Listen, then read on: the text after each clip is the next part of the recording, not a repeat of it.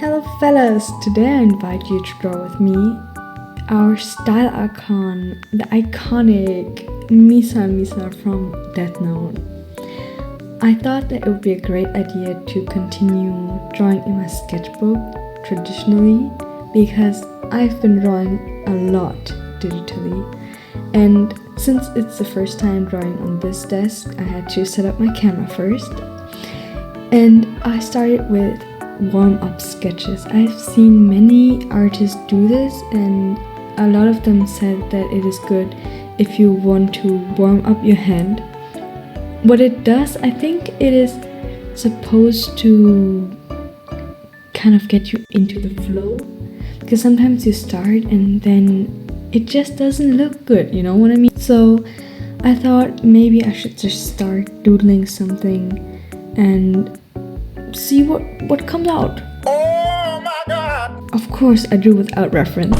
The thing is, I tend to draw without reference because if I start drawing with reference, it takes up minutes and hours of me just trying to find a perfect reference, and I end up just scrolling on Pinterest without any reference. So usually when I just want to start sketching, I just go without any reference.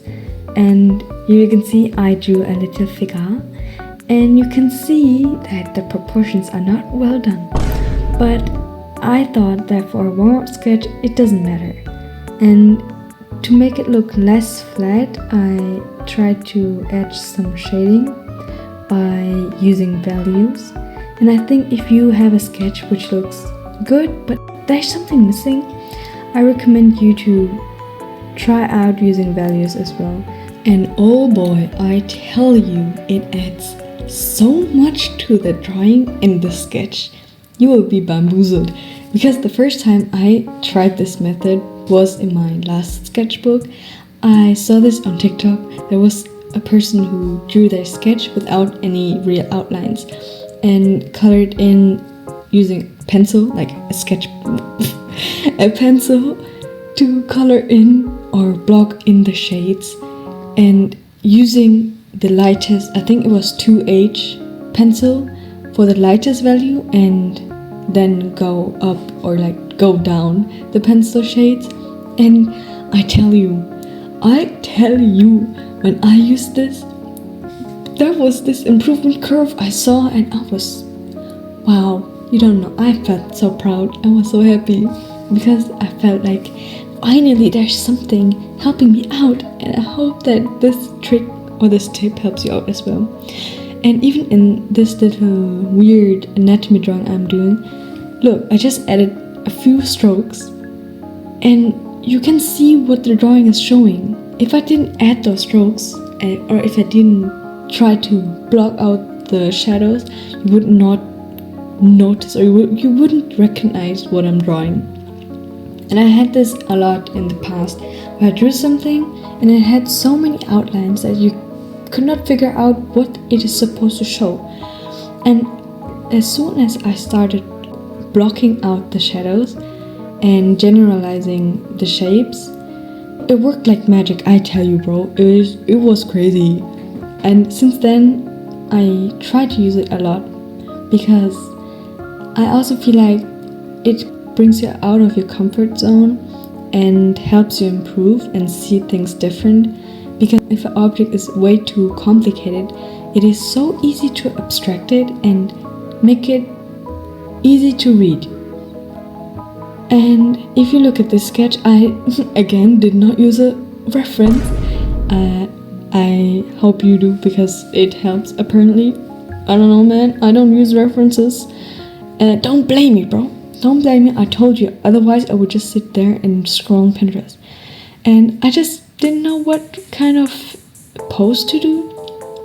But I tried to draw Misa in cute little clothes. But since I didn't know what pose to give her, then this random, normal, boring pose, sitting pose, I thought that I have to add something else. And what did I add? You take a guess. Yes, I added values and outlines. And I thought that if the pose is so boring, I need to add some juicy lighting. So I added a lighting that comes from the back, so there's a lot of shadow in the front. And even though I covered almost her whole face, you can still easily read the drawing itself, and therefore it is easy to see where she is looking at. And I also thought it would be great to draw cyber symbolism or warm up my hand with those designs. What I see is random moon shapes somewhat designed together and looking cool.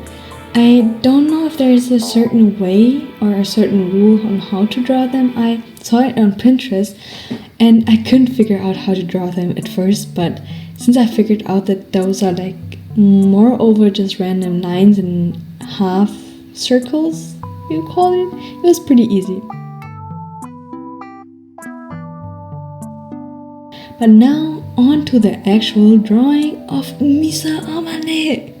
I'm actually so excited because I had this vision that I wanted to draw of her, and it was in this overlighted, I don't know, this very high contrast pictures, those very high contrast pictures you see on Pinterest. You get the point, right? And I thought it would be cool if I could apply this effect onto the paper, because I've never done it before.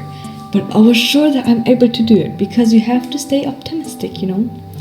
And I have to say that I struggled a little bit with the anatomy of the skull, because the placement of the eye looked weird no matter how often I drew it or no matter how often I reshaped the eyes. It just didn't look good. And I think it was because the placement itself wasn't correct. And every time I look at the drawings I do or the sketches, just eyeball it and hope that it is correct. Because most of the time it looks good, but when I would refer back to the actual anatomy of the face, it will probably be not correct. But I've seen a post where there was an artist who said you should choose charisma over correction of anatomy, especially if you have a stylized art style. For example, in this anime style or not that realistic style. If you draw realistically with different proportions, that will look weird. But if you draw in a comic style or an anime style, I think it is safe to say that you can draw however you want, with somewhat keeping the anatomy in mind, and then it will look good. And for example, in this one, she doesn't have any eyebrows now, but she still looks good. Why? Because she has lashes. I mean, who needs eyebrows if they can have pretty lashes? I mean, do you need more evidence?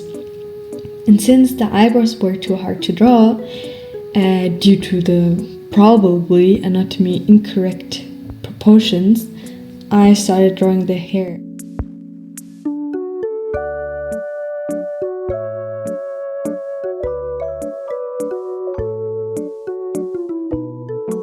And oh no, wait, yeah, the eyebrows are gone again. I was just thinking, why are the eyebrows back?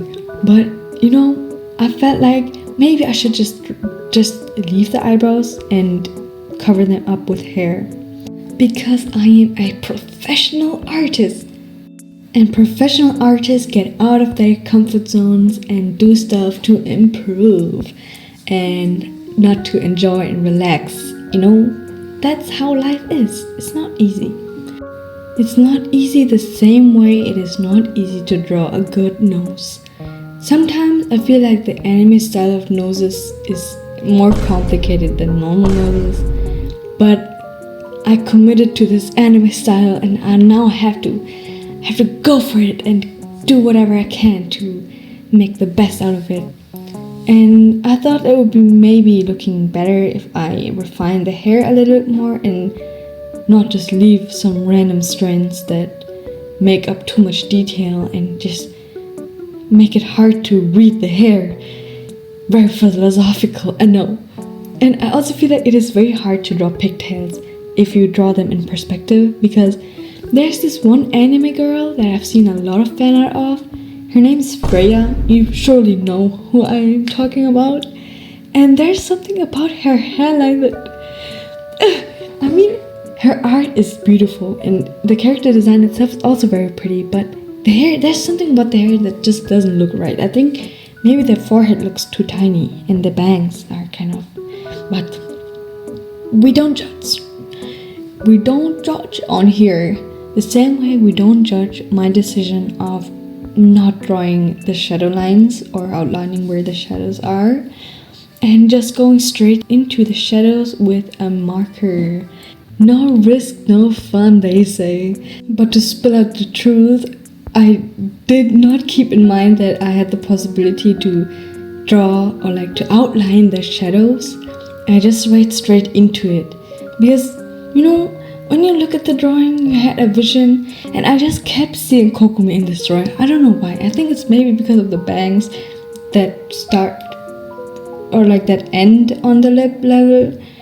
And to get the vision out that this drawing looks like Kokumi and it actually looks like Misa, I thought it would be good to start with the hair. And to be honest, I think I did a good job. It doesn't look bad. My heart was pounding when I drew this. I was scared. But I was inspired by the Neon Genesis Evangelion art. There was the scene where Shinji is just pure drawing, pure line art and colors. And ever since I've seen that little sequence, I thought, bro, that looks awesome. I want to draw like this as well. And I also went straight in there with the highlights. I've seen a lot of digital art, or like a lot of the digital artists doing this, and I was pretty sure this is also possible on traditional art. And I was, to be honest, pretty confident when I drew this because I thought to myself that if I mess up, I want to mess up big time. But it ended up looking great as well. I was actually surprised, and to make it pop, I gave Misa her red eyes, her red hypnotizing, beautiful, shiny eyes with the marker. And I was scared to overdraw the pupil because if you draw with markers, I have no idea how to correct the mistakes. I do not have any other marker that helps you erase the markers, and I don't think there is any marker, so this was all or nothing. And I went all in. But guess what I thought while drawing this? Even though I've colored her hair, it somehow looked like Asuka from Neon Genesis Evangelion. I don't know, it just looked like every character but Misa. But to be honest, it did look like Misa a little bit. I do not lie, it did look like Misa a little bit. And the process of drawing the eyes and the lashes is so satisfying. This is my favorite part. I am also one of those who just draw or like doodle a little realistic, hyper realistic eye on the side of their nose and then draw the nose and the mouth and the hair and the rest of the body for it. So the eyes play a big role, and you know they say that the eyes are the gate to your soul. Well, I think that's pretty accurate. So I think that if you draw the eyes correct and if you draw them beautifully, amazing with details, the whole drawing is saved. That's my perception. You know, everyone can have different perceptions. And I also feel like if you draw a very simplistic drawing and you actually care about the shapes and the outlines of the figure, bro, your drawing is saved, man. You just need to care about one thing and do that correctly and right. Because if you do that, well, guess what? It will look good. And of course, to finish it off, we did not study those cyber symbolism for nothing. We wanted to add it to the aesthetic. Here you can see how I drew those random circle shapes with those random other designs, and it is so fun. If you haven't tried out this, I hope you can get inspired by this. And of course, I drew a little sparkles and little hearts and little dots to finish the drawing off.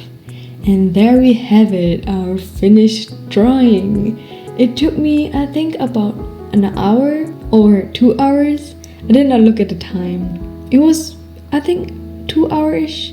But you know, that's fine. It was fun and relaxing. And if you're wondering, the markers did bleed through the paper, but we don't care about that, it's fine. There we have it, fellas, that's it. I hope you enjoyed this video and subscribe to see more awesome art. Bye bye!